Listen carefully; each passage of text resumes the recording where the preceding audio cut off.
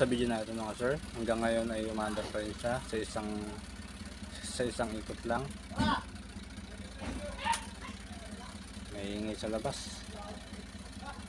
Last, papatayin ko na siya mga sir. Ang problema niyan mga sir, number one problema niyan, isang ikot lang ay ang timer.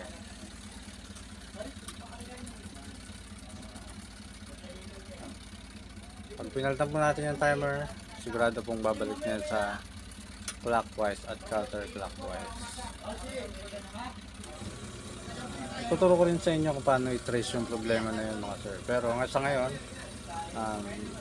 ang na-share ko sa inyo ngayon, itong part 3, kung paano malaman kung anong problema ng isang ikot lang ng washing machine. Sana